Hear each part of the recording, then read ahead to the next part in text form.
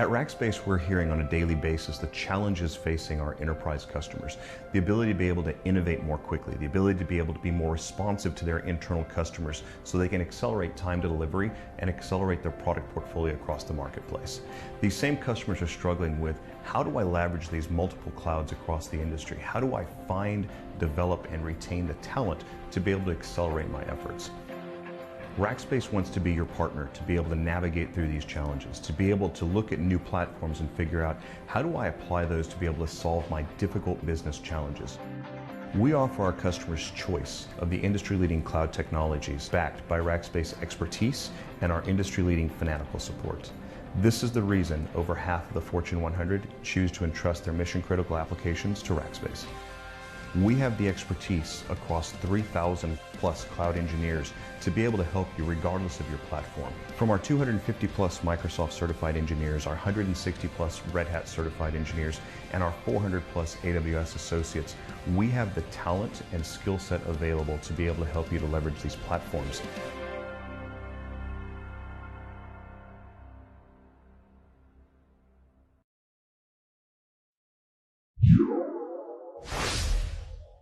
En Rackspace nos encargamos del manejo de su nube mientras usted administra su negocio. Ahora, imagine tener un departamento de TI de calidad mundial dedicado a su negocio con los expertos certificados en las últimas tecnologías, asegurando que su infraestructura siempre esté al día, garantizando la seguridad y disponibilidad siempre. Con Rackspace esto es posible. Le brindamos experiencia especializada en infraestructura de nube híbrida, nube pública y nube privada, con un equipo de especialistas al cual nombramos soporte fanático, los cuales estarán para usted 24 horas, 7 días de la semana, los 365 días del año sin grabadoras de por medio, lo que significa que en todo momento contestará un ser humano que hable en su idioma. Siempre que nos requiera, estaremos para atenderle. En Rackspace le aseguramos un mejor rendimiento gracias a nuestra infraestructura global, lo que para usted se convertirá en una reducción de costos y por lo tanto en una mayor rentabilidad para su negocio. No por nada somos el proveedor líder de servicios en la nube administrada, ubicados como tal en el cuadrante de Gartner y pioneros en el estudio Research 451, marcando tendencia en servicios de infraestructura, además de ser la empresa favorita de las top 100 empresas de comercio electrónico. Conozca más acerca de la nube administrada de Rackspace y los beneficios que le pueda brindar entrando a www.rackspace.com/ES y contacte a uno de nuestros ejecutivos. Con gusto le atenderemos en su idioma.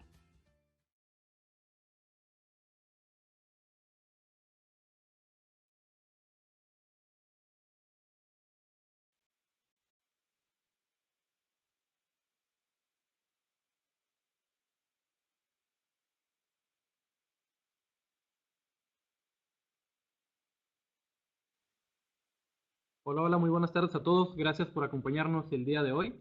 Bienvenidos a este webinar de Rackspace Latinoamérica. Mi nombre es Sergio Romero. Yo soy arquitecto de soluciones para toda la parte y todo el portafolio de Rackspace. Y el día de hoy me acompaña Chris, que ella es experta y bueno, certificada inclusive en soluciones de AWS. Hola, ¿qué tal? Buenas tardes a todos. ¿Me escuchan bien? Perfecto. Muy bien, gracias. Gracias, Sergio. Bueno, la razón por la que nos ven así separados es porque yo trabajo en las oficinas de México y desde aquí doy soporte y bueno, me dedico a platicar con los clientes, a conocer sus necesidades y Sergio es la persona que nos ayuda más técnicamente a dar como tal las soluciones en arquitectura en San Antonio, nuestros headquarters, nuestras oficinas centrales de Rackspace. Y bueno, muchas gracias por acompañarnos. En nombre de Rackspace Latinoamérica les doy la bienvenida a nuestro webinar de las mejores 10 prácticas para hacer una correcta arquitectura en AWS. Y me gustaría comenzar mostrándoles un estudio que realizó Rightscale en el 2016 en enero, donde nos muestra cuál es el estado de adopción en la nube hoy en las empresas. Como pueden ver, solamente 9% no tiene planes hoy en día. El 91% de las empresas ya está en alguna etapa de la nube. Voy a comentar brevemente. El 11% está en una etapa de planeación, donde ya conoce la nube, la ha escuchado, conoce las ventajas y los beneficios, pero todavía no sabe cómo empezar. El 26% ya tiene como tal un primer proyecto pensado, está buscando proveedores, está buscando cómo lo va a implementar, ya tiene identificado qué va a hacer, pero no está corriendo todavía nada hoy en día. Y el 25% ya como tal tiene una aplicación arriba. Estas aplicaciones pueden ser aplicaciones de prueba, aplicaciones no críticas, o incluso tener un ambiente híbrido donde puedes tener algunas cosas en tus oficinas y algunas cosas en la nube. Todavía no estamos completamente ahí, lo estamos explorando, pero ya lo estamos viviendo. Y el 29% como tal, todo lo que tiene en infraestructura lo tiene en la nube, ya lo está utilizando, confía completamente y tiene el control de su operación hoy en la nube completamente. Nos gustaría conocer, perdón, Serge, un Nada más poquito, ajá, para agregar esto es bien importante porque es natural, hay compañías que tienen cargas de trabajo, hay ciertos giros, ciertas industrias que por alguna regulación, etcétera, no pueden adoptar la nube, pero la realidad es que cada vez vemos que esas barreras se van liberando, se van rompiendo, porque el beneficio que todas las compañías están viendo en este modelo de consumo de TI es mucho más grande que cualquier otro modelo, ¿no? claro que sí, muchas gracias, Serge. De hecho, por eso nos gustaría hacerles una pequeña pregunta. Nos gustaría conocer en qué estado de adopción se encuentran hoy en la nube como audiencia, que nos contesten esta pequeña encuesta y mientras tanto, Sergio, nos platicas cómo has visto en general a las empresas que vemos en México, en Latinoamérica, en qué fase de adopción se encuentran y cuánta gente compone su área tecnológica. Claro, pues bueno, como todo en tecnología, ¿no? La respuesta es depende. Vemos clientes que apenas están explorando la nube, vemos compañías que nacieron en la nube, inclusive que hacen un uso muy intensivo de este tipo de servicios. Y bueno, es parte de nuestra función, de hecho, entender precisamente en qué parte están, cuál es la expectativa de su negocio, cuál es la estrategia y cómo los podemos ayudar a subirse de la manera más eficiente, de la manera más segura, de acuerdo, insisto, a las necesidades de cada quien. Claro. Sí, sabemos, hemos escuchado que la nube es escalable, que la nube es baja en costos, que la nube es muy sencilla, pero realmente cuando vemos cómo implementarla es donde nos encontramos con estas barreras o estos errores que vamos a comentar hoy en este webinar. Y bueno, vamos a empezar platicando el primer error que hemos considerado nuestros clientes siempre nos comentan, que es replicar su configuración tradicional en la nube. ¿Qué significa eso? Que estamos acostumbrados a que tenemos nuestro servidor, donde ahí tenemos todo lo que queremos en infraestructura. Tenemos nuestra base de datos, tenemos nuestra aplicación, tenemos nuestros registros DNS en un mismo lugar. Y eso puede ser un problema, porque si concentramos todo en un lugar, ¿qué pasa cuando tienes algún mantenimiento, alguna actualización? Se te puede caer este servidor, todo va a fallar. Entonces, la mejor práctica que hemos visto es desacoplar los componentes y hoy es una realidad, lo puedes hacer en la nube y de manera muy sencilla. Si nos quieres platicar un poquito, Serge, ¿cómo sería esto de desacoplar los componentes? Claro, típicamente en el mundo de tecnología, por la manera en que nació, uno buscaba tener todos los servicios en el menor número de cajas posibles, ¿no? Porque cada caja es espacio, es energía, es enfriamiento, y por eso uno quería tener todo ahí mismo, en una sola caja, ¿no? En un solo equipo. El poder desacoplar, es decir, separar por roles, implicaba típicamente costo y típicamente tenía implicaciones por ahí que uno buscaba evitar. La realidad es que en la nube pública uno puede hacer esto de una manera muy fácil, muy sencilla. Es prácticamente el mismo costo tener un servidor de 8 gigas que tener dos de 4, ¿no? Entonces uno empieza a sacarle jugo a la nube pública conforme empieza a hacer este tipo de segmentación. Y ahorita vamos a ver muchos de los beneficios que vienen con hacer este tipo de diseño. Claro, la oportunidad de poder separar, por ejemplo, en una aplicación web, tener un servidor que va a ser la cara hacia nuestros clientes, un servidor que va a alojar la base de datos y un servidor que va a alojar la aplicación. Esto muchas veces se podría representar como que vamos a tener 3 veces el costo y es algo que nos preocupa y que incluso Finanzas nos va a decir, no voy a hacer eso porque me va a aumentar mis costos. Pero realmente vemos que, como lo dijo Serge, un servidor lo podemos dividir en diferentes RAM, lo que estamos utilizando realmente, y de esa manera disminuir los costos. Claro, y bueno, adicional a eso, algunos de los beneficios que se empiezan a ver es Bueno, desde el punto de vista de seguridad, obviamente, ¿no? Cuando uno tiene un servidor web junto con la base de datos, etcétera, y todo eso lo tienes expuesto a Internet, pues no solamente estás exponiendo el contenido que quieres que sea público, sino también información crítica de tu base de datos que no tendrías por qué estar exponiendo. Entonces, cuando empezamos a segmentar, empezamos a agregar por ahí capas de seguridad también y esto comienza a verse un poco más, digamos, más seguro. Gracias, Sergio. Para recapitular, como mejor práctica desacoplar los componentes, aquí podemos ver el ambiente tradicional, donde solo teníamos un servidor expuesto a seguridad, expuesto a alguna falla, expuesto a que toda la operación se caiga. Y aquí tenemos los componentes desacoplados, donde podemos dar mejor rendimiento a cada uno y obviamente cubrirnos de muchas, en cuestiones de seguridad y de rendimiento, como lo mencioné. Otro problema que nos hemos encontrado con nuestros clientes día a día es que una vez que ya desacoplaron los componentes, ahora dicen, bueno, ¿cómo lo construyo? Pues desde cero. No, se trata de no ir reinventar la rueda operando manualmente. La mejor práctica es que una vez que ya tienes todo, aproveches los servicios y recursos que ya te ofrece Amazon.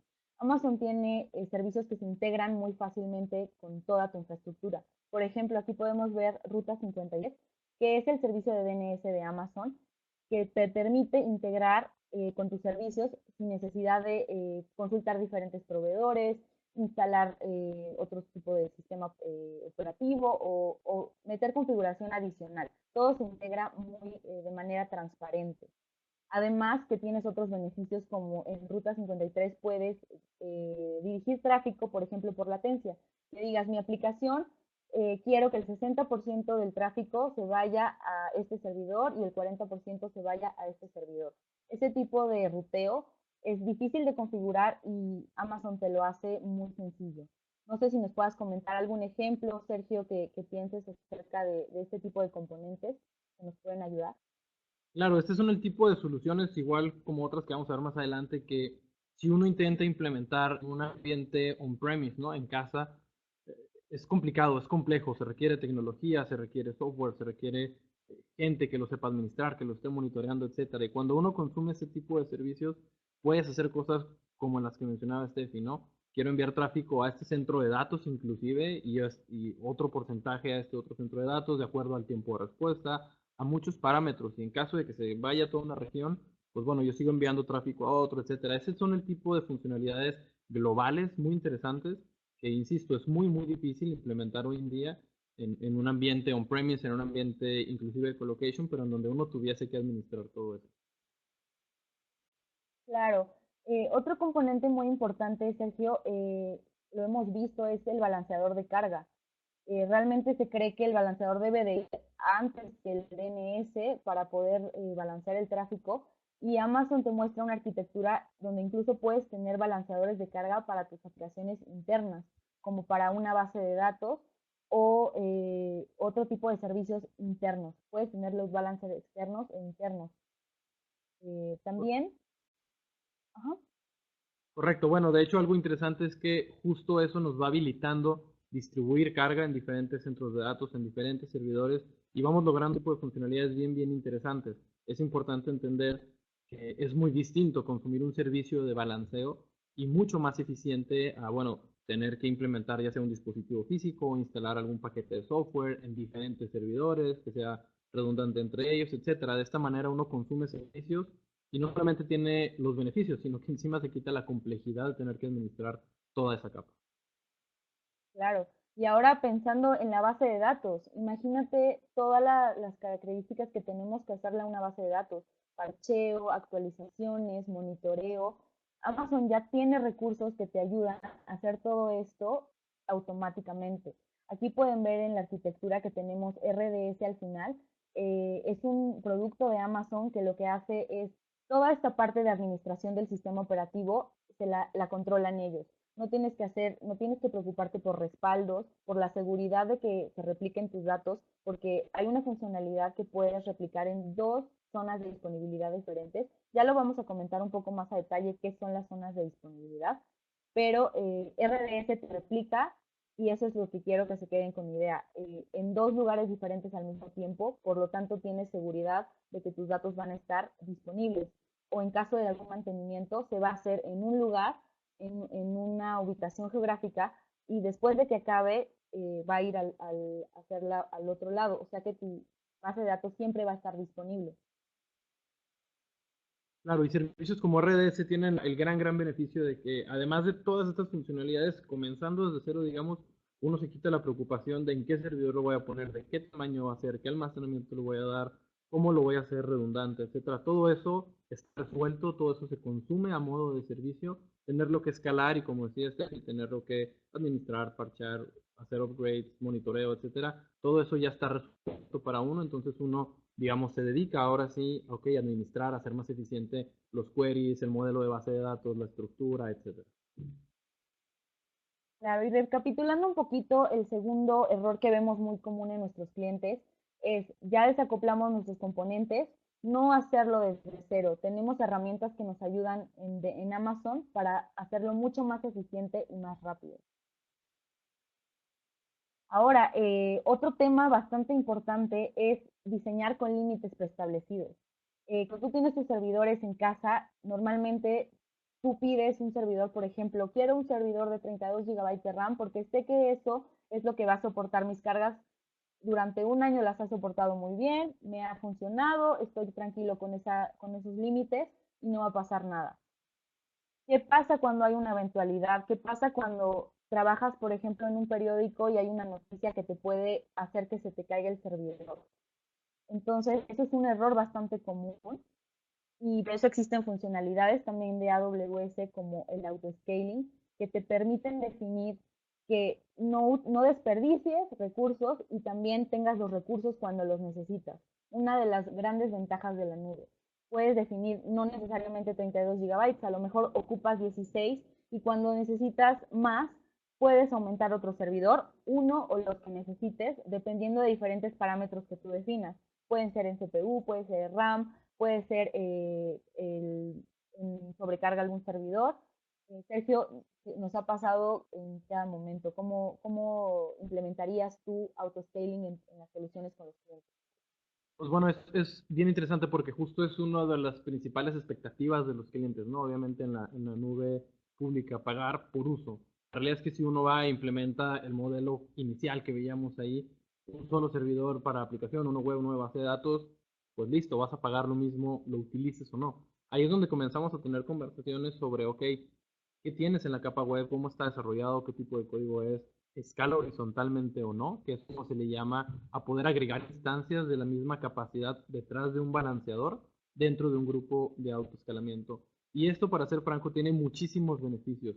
En algunas ocasiones hay que transformar la aplicación, hay que trabajar un poco para que, bueno, sean, digamos, haga un fit o haga encaje con este tipo de modelo, pero los beneficios son muchísimos. El principal es que obviamente puedes responder a esos picos de tráfico. La plataforma automáticamente responde a esos picos de tráfico agregando instancias, pero al mismo tiempo las elimina cuando ya pasó el pico y cuando ya no se necesita. Y de esa manera no solo soportaste el pico, sino que lo haces de la manera más eficiente posible. Claro, entonces la mejor práctica es siempre diseñar tu ambiente con autoescalabilidad y autorrecuperación. Para recapitular, pasamos del ambiente donde ya está desacoplado, pero ¿qué pasa si ese servidor se te cae tu operación? Entonces podemos diseñar con autoscaling algo que replique automáticamente servidores para que aguanten tu carga. Y bueno, pasando a otro de los errores más comunes, ha sido creer que la seguridad ya está garantizada. Y bueno, esto es algo muy importante porque se cree que por estar en la nube, por no estar en tus oficinas, ya está seguro, son los mejores centros de datos, tienen la mejor tecnología, están disponibles 24/7, sí, pero Amazon te da las herramientas, tú tienes que hacerte responsable de hacerlas seguras. Y bueno, aquí vamos a mencionar varios componentes que si no los entienden, si no han trabajado con Amazon, al final con mucho gusto nos pueden preguntar. Realmente es un tema muy extenso, pero les vamos a dar una introducción más o menos de qué es cada uno y al final podemos detallar un poco más. Empezamos por las zonas de disponibilidad. ¿Se acuerdan que anteriormente la mencioné? Amazon trabaja por regiones y por zonas de disponibilidad.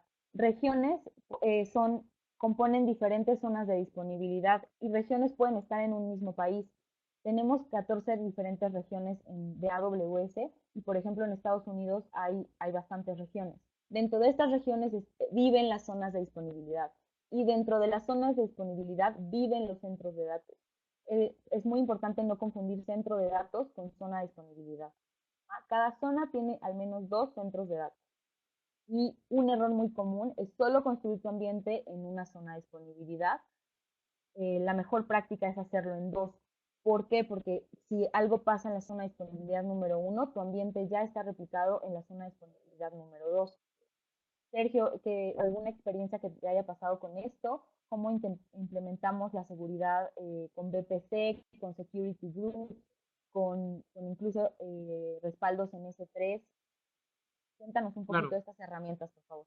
pues bueno, la seguridad es un tema bien extenso, como bien decía Steffi, ¿no? Nos podemos pasar aquí el resto de la hora y no alcanzaríamos a cubrir todos estos temas, pero sí es bien importante entender que tenemos que entender muy bien y estar conscientes de que es un paradigma distinto. Uno está acostumbrado a tener un firewall en la puerta y que eso protege todo y nadie sale de aquí, nadie entra y blindar todo y eso está muy bien, pero cuando uno va a la nube pública, los elementos cambian. Ya no estamos hablando de dispositivos físicos, estamos hablando de componentes y de funcionalidades lógicas.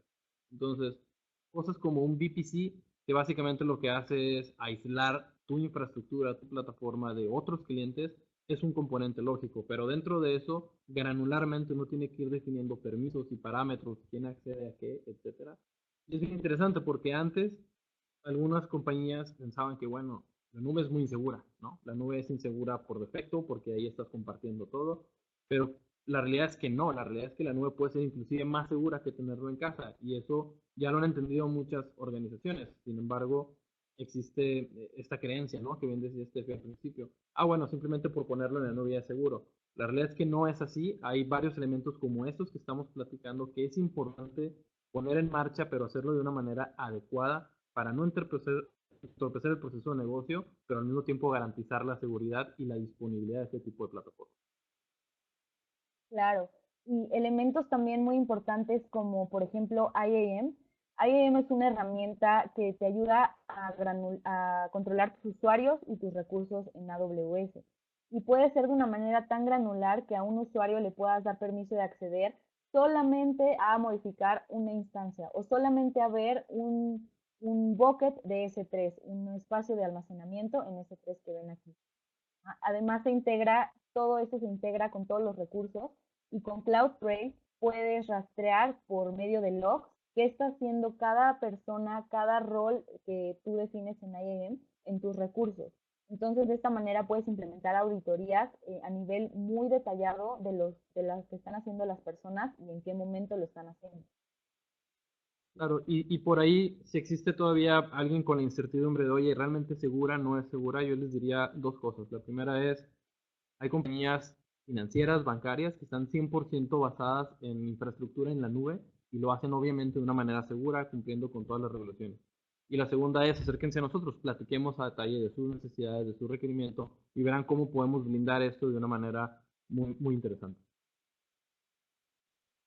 Claro, entonces, recapitulando, aquí ya tenemos del lado izquierdo un ambiente con un balanceador, con un grupo de autoescalamiento para que aguante nuestras cargas, con recursos administrados como una base de datos que no necesita que la creemos desde cero, pero ahora necesitamos hacer seguro nuestro ambiente, poner firewalls a nivel de instancia, poner firewalls a nivel de red, poner controles de seguridad a nivel de usuario, es muy importante, y aprovechar todos los recursos que tiene Amazon para hacerlo seguro. Ahora vamos al error número 5 que está realmente relacionado con lo que hemos hablado, porque creemos que la nube nunca va a fallar. Una cosa es la seguridad y la otra es que nunca va a fallar. Finalmente, ¿qué es la nube? La nube es hardware en otro lado que no es tus oficinas, que obviamente tenemos la capacidad, la tecnología de mantenerlo muy seguro, pero siempre va a fallar. Y hemos tenido casos impresionantes, nos podríamos pasar aquí quemando a la gente con casos de feos que han sucedido, pero siempre nosotros hay que considerar un plan alterno y es un plan de prevención y recuperación de desastres. Tenemos que planear y tenemos que pensar que todo va a fallar y cómo lo vamos a arreglar. Entonces, bueno, esto de hecho puede ser un webinar completo también, cómo hacer un plan de desastres, pero vamos a hablar de dos puntos importantes, Serge, si nos quieres comentar de el RTO y el RPO, que es el tiempo que puedes esperar sin actividad en tu empresa. Claro, son dos parámetros clave para poder, digamos, avanzar con una arquitectura, ¿no? Cuando uno tiene bien definido un RTO, que es, como dices, decir, cuánto tiempo puedes estar abajo en caso de una falla y cuál es el RPO de la organización, es decir, cuántos datos o cuántas transacciones en el tiempo podrías perder en el caso de que esa eventualidad suceda. Eso es bien importante porque con esos dos parámetros vamos a definir cuál es la mejor tecnología, cuál es la mejor arquitectura. Los elementos ahí están, los elementos existen para poder lograr una arquitectura altamente, digamos, tolerante a fallas, a nivel geográfico, inclusive eso se puede hacer, pero no todo el mundo necesita eso. O sea, hay que tener bien claro a dónde queremos llegar y nosotros los vamos a ayudar a definir cuáles herramientas y cuáles procesos son los adecuados para cumplir con ese RTO y ese RPO. Claro, y aquí podemos ver en la pantalla un ejemplo de disaster recovery. Aquí podríamos pensar que nos va a costar muchísimo dinero replicar nuestro ambiente. En caso de que falle algo, sí tenemos un plan, pero ¿cuánto nos va a costar? Entonces, aquí como pueden ver, realmente solo tenemos una imagen y un backup. Eso significa que no tenemos el ambiente funcionando en el otro lado, pero cualquier desastre que pase en esta región, una bomba, se destruyen los centros de datos, el aire, pasó un caso que incluso el aire hizo que perdiera información el centro de datos, el, tenemos un plan y tenemos nuestros datos respaldados del otro lado sin necesidad de que estén activos. Ahora, aquí tenemos otro escenario de disaster recovery, donde ya tenemos como tal un servidor activo, protegido con nuestro firewall a nivel de instancia, con nuestra base de datos también activa, y más que nada considerar lo que menciona Sergio. ¿Cuánto te cuesta estar fuera? ¿Qué pasa si se cae tu base de datos? ¿Qué pasa si pierdes información? A lo mejor es algo millonario, a lo mejor es algo que no te cuesta. Dependiendo de eso es qué tan firme y qué tanto le vas a invertir a tu plan de desastre.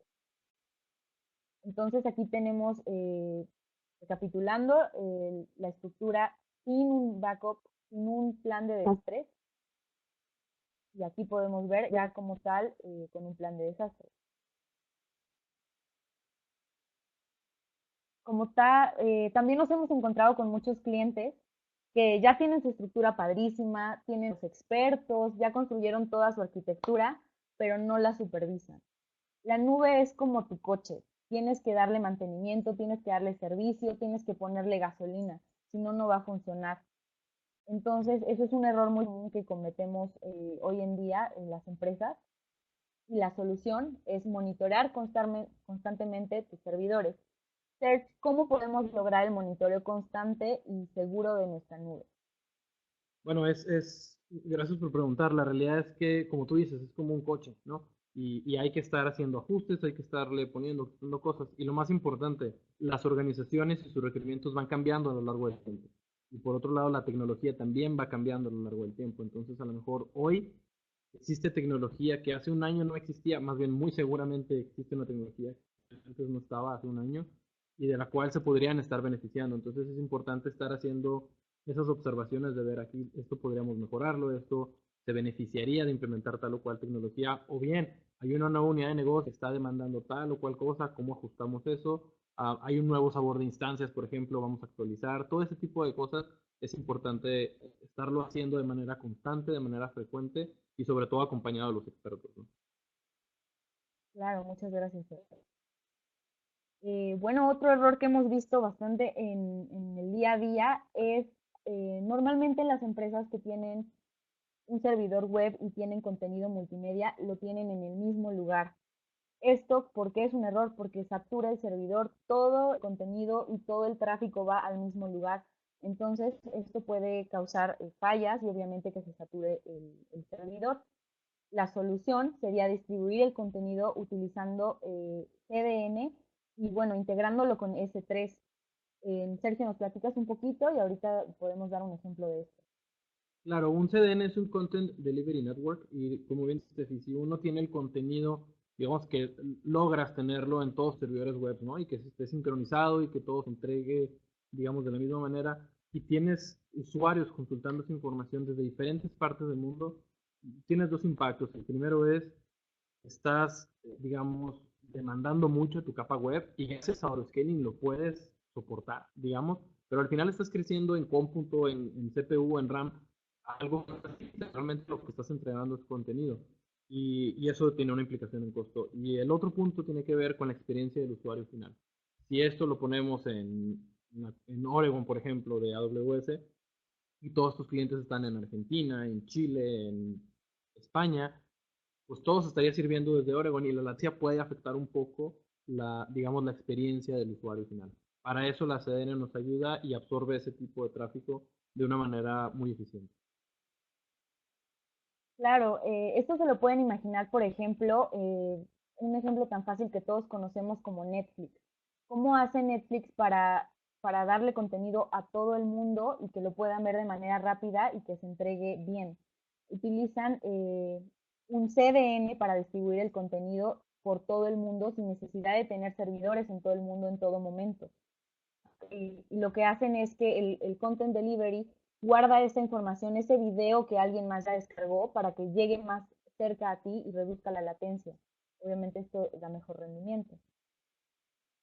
Por ejemplo, si uno está consultando, alguien consulta un archivo, una fotografía, un video, lo que sea, desde, mencionamos ahorita, algún país de Sudamérica, ¿no? Chile, Argentina.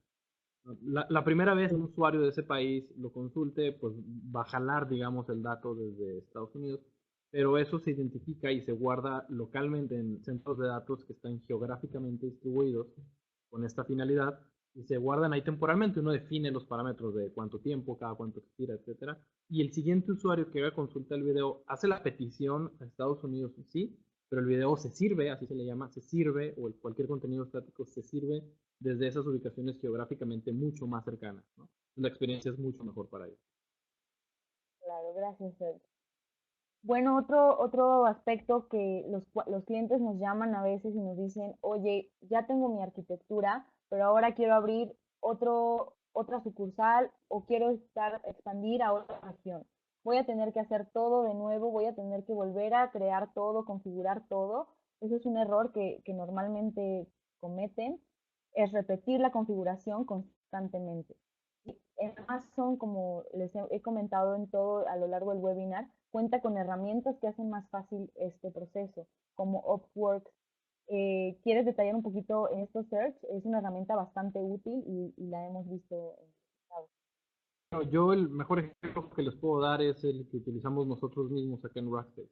Nosotros utilizamos Upworks para hacer la implementación de los ambientes de nuestros clientes y eso lo hacemos de una manera automática muy, muy rápida. Y si el día de mañana alguno de nuestros clientes, oye, necesito hacer esta modificación en el parámetro, lo hacemos a través de Upworks. O más bien, si mañana, o mejor aún, si mañana nos dicen, oye, necesito clonar todo mi ambiente porque voy a hacer unas pruebas, porque voy a tener una auditoría, porque lo que sea, a nosotros nos toma minutos realmente decirle a Outworks, ¿sabes qué? Necesito clonar este ambiente completito y va y de manera automatizada lo hace súper rápido. Claro, muchas gracias, Sergio.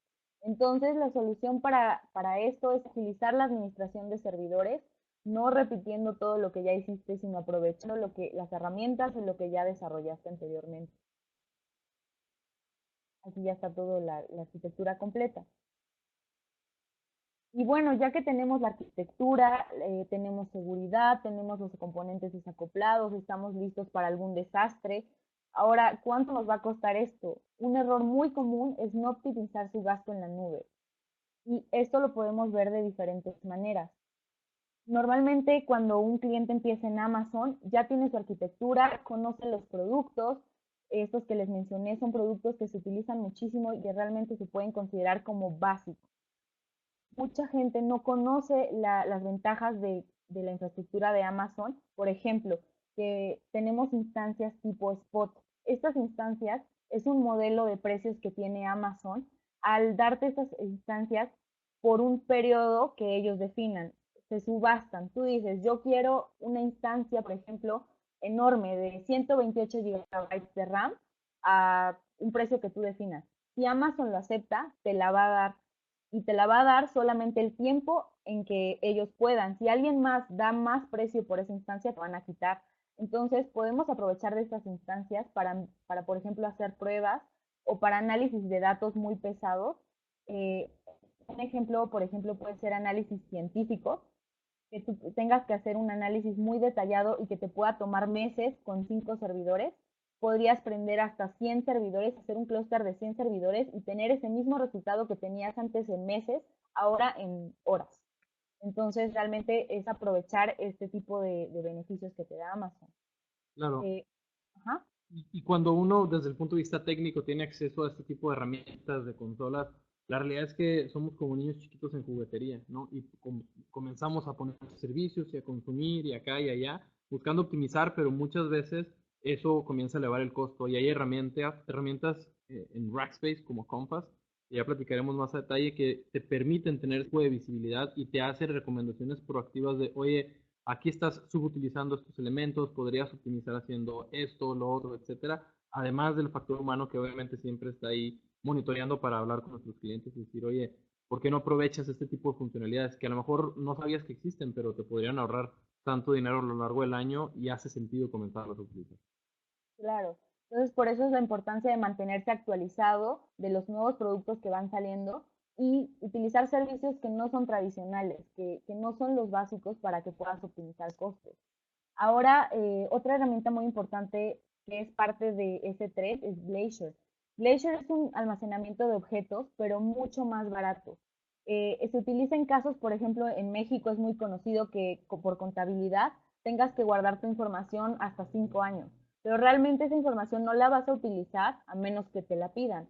Entonces, puede vivir en Glacier que se ve, lo podemos ver como un refrigerador, está ahí, está disponible para ti, pero tarda de 3 a 5 horas, por ejemplo. Entonces, es información que no vas a consultar diario, pero que sabes que está segura y está muy barata. Entonces, Claro. esto es un ejemplo. Search, algún ejemplo que tengas de este tipo de recurso. Pues de hecho ese es el mejor ejemplo que hemos encontrado acá en Latinoamérica. Luego las solicitudes o regulaciones oficiales solicitan tener datos, como tú dices, por 5, 8, 10, 15. Hace poco trabajé con un cliente que tenía que tener los datos por 18 años. Pero la realidad es que ahí es donde uno comienza a tener las conversaciones de, bueno, y realmente se consultan, cada cuánto se consultan. O cuando consumen un archivo de hace cuánto tiempo atrás es que se consulta y uno define políticas de vida. Esto se conoce como el ILM en la industria de tecnología, que es Information Lifecycle Management. Y S3 es una manera súper fácil de implementar este tipo de políticas. Uno dice a un bucket, a un contenedor que existe en S3, los archivos que cumplan aquí un año de vida o que no se hayan tocado o lo que sea, pásalos a Glacier y almacénalos ahí. Entonces uno no tiene por qué pagar un almacenamiento de alto desempeño, digamos, para datos que no está consultando y que muy probablemente nunca vaya a consultar. Claro, digamos, el contra es, como dice Steffi, que puede tomar de 3 a 5 horas consultar ese dato. Entonces, todas esas son las conversaciones que tenemos con nuestros clientes y hacer una recomendación que sea costo efectivo para ellos. Claro, otro tipo de almacenamiento que no está aquí en la gráfica que pueden ver es un tipo de almacenamiento que se llama almacenamiento reducido. S3 tiene 11/9 de durabilidad. Esto significa que puedes perder un archivo en un billón de archivos, por así decirlo. Es muy, muy durable. Pero cuando tú tienes un archivo que no necesariamente necesitas preservar o que no puedes replicar, les doy un ejemplo. Tienes un archivo Word, lo haces PDF y también lo tienes en otro tipo de formato. Realmente podrías almacenar en S3 un archivo Word y el PDF y el otro archivo en un almacenamiento reducido de durabilidad. Esto te va a costar más barato y si lo llegas a perder, lo puedes replicar. Son este tipo de componentes que no conocemos y que realmente a veces nos sentimos cómodos trabajando con la infraestructura que ya tenemos, pero podemos optimizarla. ¿Cómo la podemos optimizar? Conociendo los productos y, bueno, implementando controles de gastos. Y bueno, aquí nos gustaría conocer un poquito más a la audiencia. ¿Cuál es su gasto hoy en AWS? Bueno, si no tienen AWS, alguna nube, nos pueden contestar esta pregunta. Y mientras tanto, Serge, cuéntanos cómo has visto tú los retos en cuanto a costos y diseños de arquitectura con tus clientes.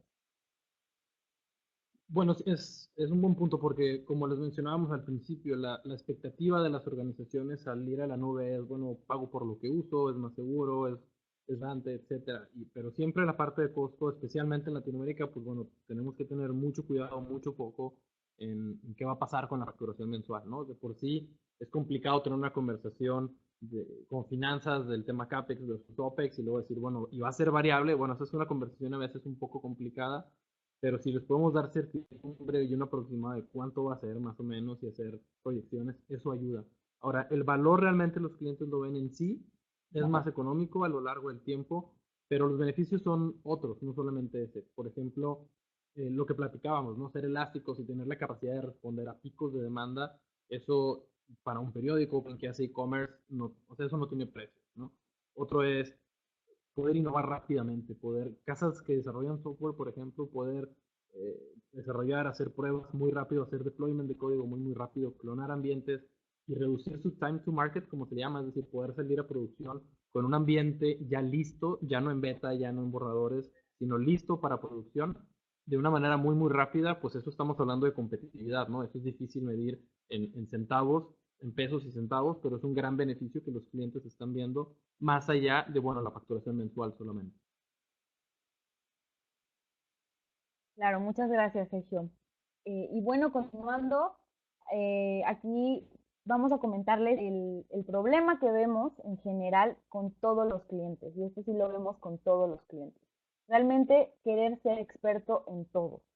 Si se fijan alrededor del webinar, fuimos comentando diferentes productos, diferentes técnicas, diferentes aplicaciones. Y no se puede ser experto en todo, no se puede tener en nuestras empresas los expertos en todo. Entonces, la persona que lo administra debe de ser experta en lo que estás utilizando. Anteriormente teníamos un servidor y bueno, sí se puede conocer lo general de base de datos, del sistema operativo, cómo trabaja en un servidor, pero ya que agregas tantos componentes para hacer una infraestructura muy buena, es cuando vienen los problemas. Aquí tenemos la consola de Amazon donde pueden ver todos los productos que tenemos. Realmente son maravillosos, pero son muchísimos y es complicado conocerlos todos y administrarlos todos. Entonces, en esta parte los invito a pensar quién hoy en día administra su infraestructura, quién les puede garantizar que les va a diseñar un ambiente altamente disponible, seguro y que va a conocer toda esta infraestructura para poderles dar la mejor solución. Y aquí, Serge, no sé si nos quieras platicar también de la experiencia de algún cliente. Sí, pues como tú dices, en Latinoamérica a veces buscamos ser todólogos o toderos, como dicen en Colombia, ¿no? Eso es difícil de por sí hacerlo en casa con tecnología tradicional que ya tenemos muchos años manejando.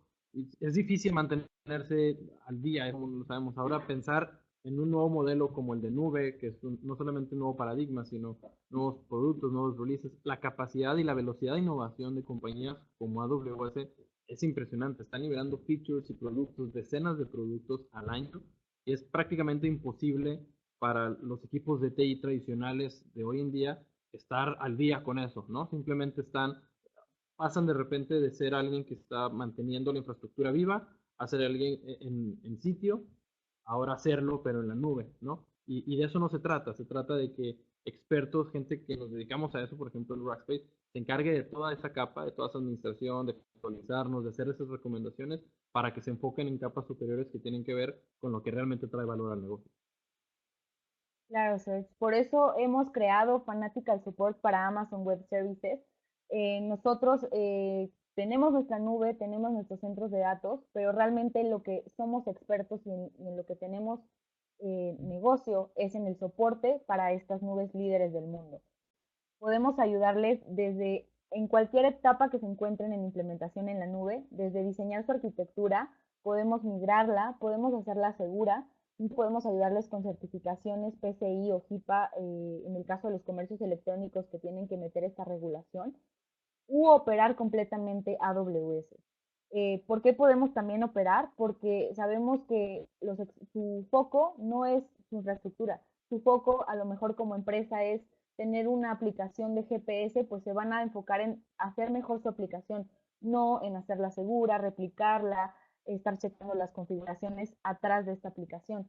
Eso es lo que nos encargamos nosotros y tenemos el compromiso de operar completamente esa infraestructura y cumplir lo que ustedes nos pidan.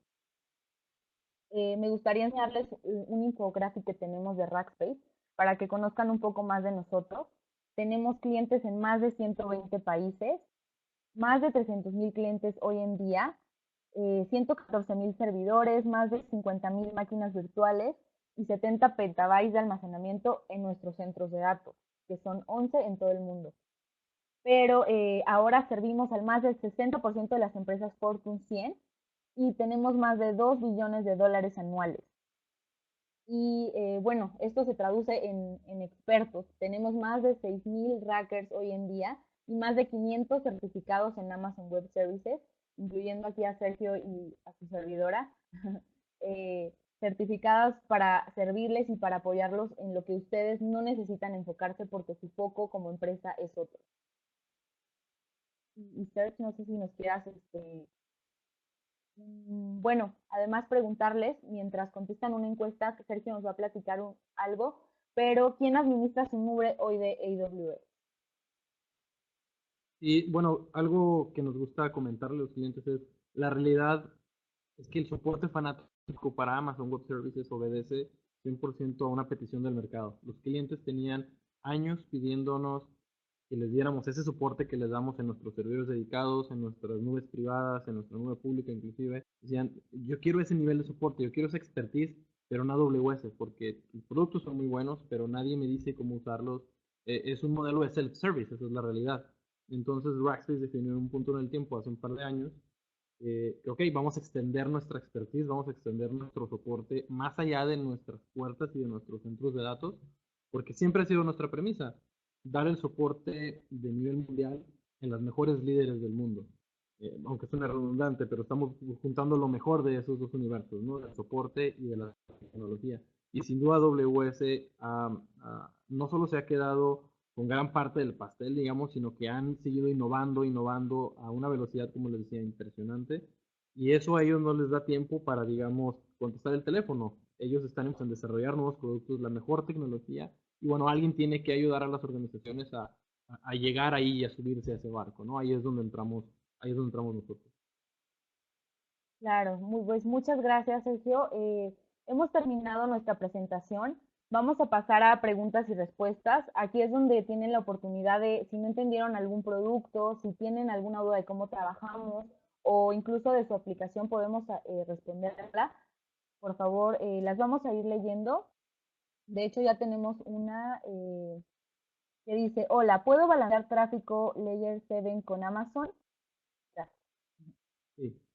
La respuesta corta es sí, existe algo llamado Application Load Balancer, que es un subgrupo de los Elastic Load Balancers, y uno define políticas, protocolos, etcétera, y ahí uno puede decir, ok, cuando el tráfico llegue aquí, dirígelo a este lado, dirígelo a este otro, en base a estos algoritmos, etcétera, pero sin entrar mucho en detalle, la respuesta corta es sí, sí es posible. Okay. Una segunda pregunta es, ¿cuáles son las condiciones que activan el autoscaling? Bueno, esta, si quieres yo la respondo, Serge.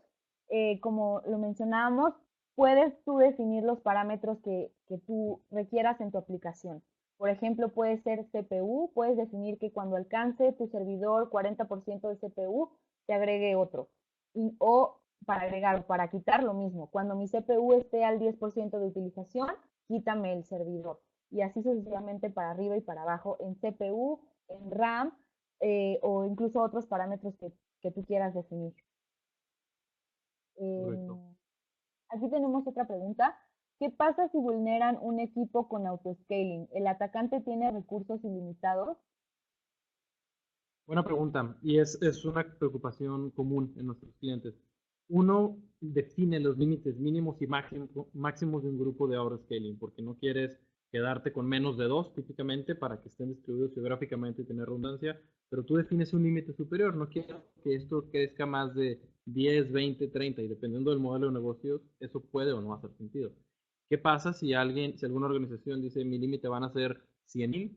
Bueno, si el tráfico lo demanda, eso va a escalar. Ahora, desde el punto de vista de infraestructura, la pregunta es si el atacante tiene recursos ilimitados. Lógicamente, desde un punto de vista lógico y legal, sí, pero Amazon también está monitoreando la utilización y hay algo que se conoce como el noisy neighbor effect. Ellos están monitoreando que la utilización de un usuario no afecte a otros a nivel red, a nivel zonas de agregación, a nivel ancho de banda, etcétera. Y si ellos detectan que un cliente está afectando a 10, a 100, a 1000, ellos pueden tomar acciones y, bueno, por supuesto, si nosotros estamos involucrados, la comunicación será con nosotros para decir qué está pasando, esto es normal, esto parece un ataque de DDoS, qué está ocurriendo, y para evitar que se afecte a otros clientes. ¿Hay otra La pregunta siguiente, por acá? Adelante, ajá. Ceci. Bueno, ¿qué tan común es que un centro de datos, zona o región no se encuentre disponible? La Eh, respuesta es, no es común, perdón, porque eso es algo que vemos también seguido, es una preocupación, pero es como un seguro de vida, ¿no? Es mejor tenerlo y tener tu información distribuida en diferentes centros de datos y no necesitarlo, bueno, necesitarlo y no haberte preparado para eso. No es común, no es algo que ocurra frecuentemente, pero sí puede ocurrir. Esto rompe con el paradigma de la nube nunca se cae, bueno, sí se puede caer. Y es importante también entender, ok, qué tan crítico. Y ahí es donde viene todo el tema del RTO y el RPO que platicamos, porque si eso es una preocupación para el negocio, se puede resolver y hay que tomar acciones para eso. claro, gracias, Ed. Bueno, aquí hay otra persona que me comenta que llegó un poco tarde y que quiere saber cómo ayuda Rackspace a sus clientes para diseñar una plataforma sobre AWS. Y bueno, me quiero regresar a este slide donde puedes ver, María, cómo ayudamos a nuestros clientes. Podemos ayudarte desde el diseño de tu arquitectura, migración, hacer seguro tu ambiente, alguna certificación PCI o HIPAA y a operar completamente tu ambiente. Entonces, muchas veces tú tienes que el equipo que te opere, podemos darte guía, podemos darte soporte 24 horas en español, pero si tú no lo sabes operar o no te quieres enfocar en eso, podemos operar por ti toda la parte de infraestructura para que tú te dediques en tu aplicación, que es lo que da valor a tu negocio. Aquí tenemos otra pregunta que dice, ¿el soporte de AWS tiene costo extra? Eh, sí, efectivamente, nosotros no cobramos extra por la infraestructura. El precio de infraestructura va a ser el mismo que tú consumes en AWS. La diferencia es que te vamos a agregar el soporte dependiendo de tu consumo. Bueno, podemos verlo offline. Si me dejas tu correo electrónico, yo te puedo llamar para platicar un poquito de cuánto estás consumiendo y cuánto sería el precio de soporte para tu arquitectura. Aquí podemos ver que comienza realmente en $400 si quieres un nivel de guía, y si quieres un nivel donde nosotros te operemos, empieza en $2,500, pero es por rangos de consumo como te comentaba. Entonces puedes ver las diferentes líneas, dependiendo de tu rango de consumo es el precio que nosotros te vamos a cobrar, y dependiendo del nivel de servicio que elijas, Navigator o Aviator. Si nos quieres dar un poquito más de ejemplo en nuestro soporte Search, cómo Sí, trabajamos en Navigator y Aviator. pues bueno, básicamente Navigator, como el nombre lo dice, somos una guía, ¿no? Nosotros podemos hacer recomendaciones de arquitectura, por ejemplo, y nosotros podemos decir, mira, para esto que me estás platicando, este tipo de aplicación, te recomendamos utilizar autoscaling acá, RDS acá, S3 de esta manera, así, ¿no? Y damos como una guía. Sin embargo, los clientes tienen la libertad de implementar cualquier cosa. ¿Qué es lo que va a ocurrir en un nivel como Navigator? Que si tienen algún problema ya en el día a día de manera operacional, ellos nos pueden hablar, nos pueden preguntar y nosotros los vamos a orientar, pero no vamos a tener ni las herramientas ni la posibilidad de firmarnos en el ambiente para hacer las cosas por ellos. En el mundo Aviator es diferente porque ahí lo que hacemos es que proponemos un diseño. Obviamente podemos dar también el estimado en costo de un gasto de infraestructura de Amazon Web Services. Nosotros les entregamos una calculadora de AWS que dice, este ambiente te va a costar tanto. Y una vez que se acepta, nosotros construimos ese ambiente por los clientes. Nosotros no solamente entregamos los planos de la casa, vaya, nosotros también la construimos, y luego en el soporte día a día, por eso es importante tener la conversación desde el principio de cómo se va a construir, porque en el día nosotros vamos a ser los encargados de que eso siempre esté arriba, siempre esté teniendo un buen desempeño de acuerdo a las métricas que se hayan definido o parámetros, pero también que sea eficiente desde el punto de vista de costos.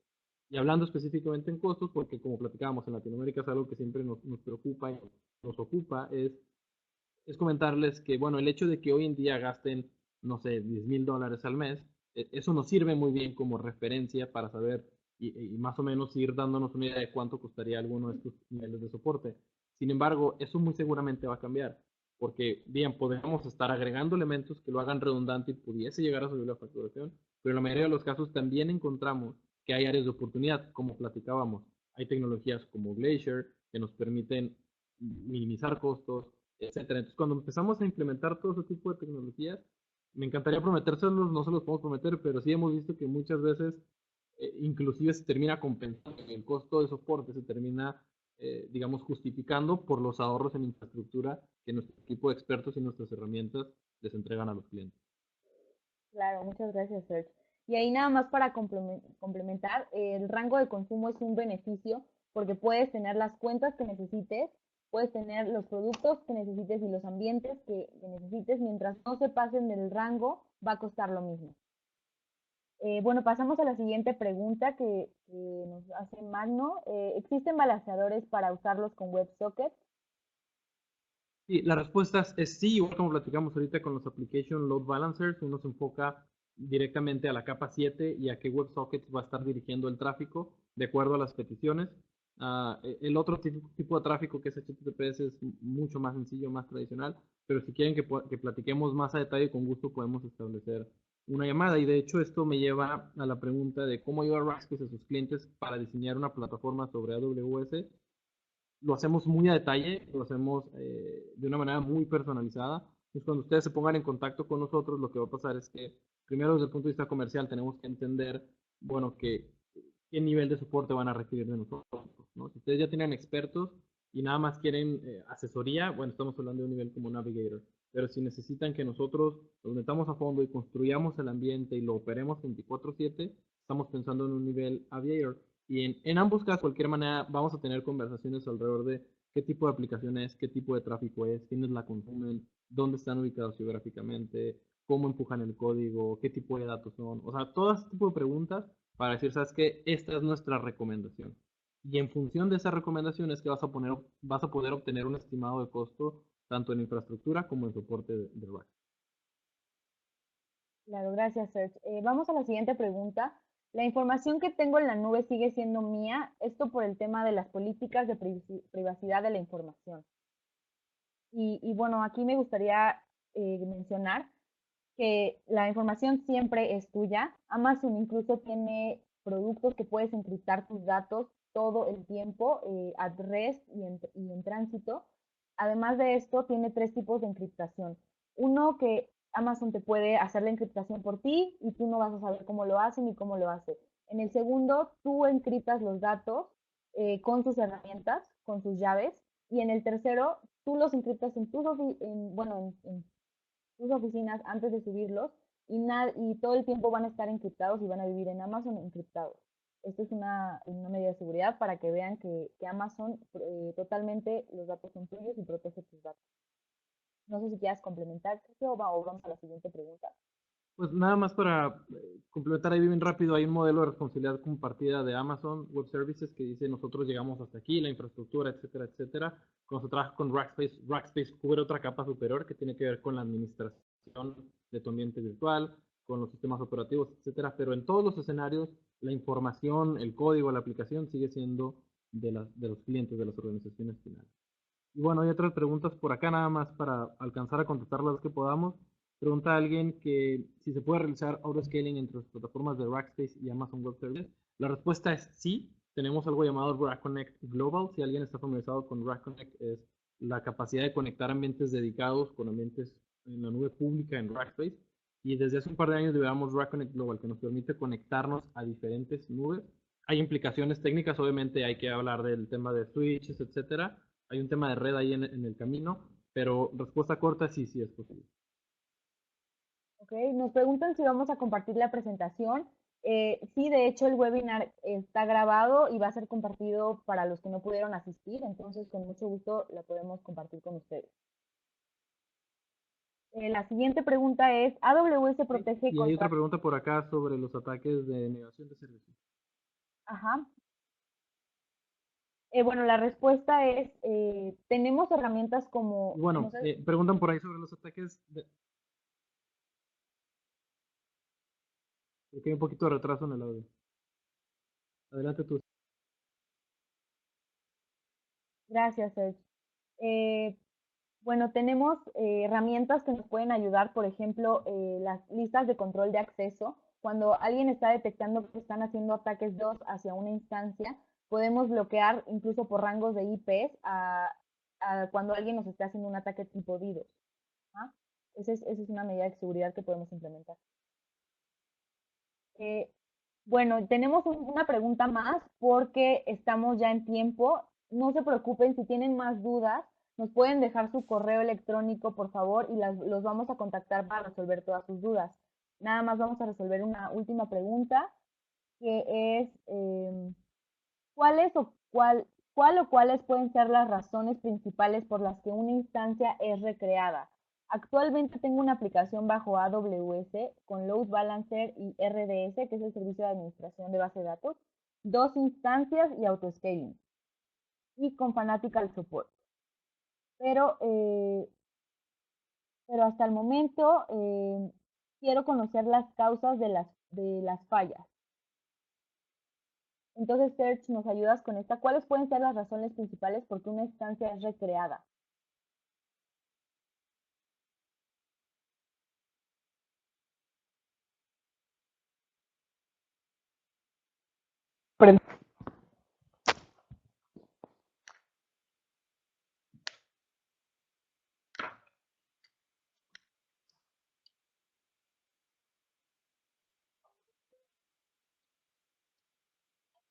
Ok, vamos a repetir la pregunta. Es cuáles o cuáles pueden ser las razones principales por las que una instancia es recreada.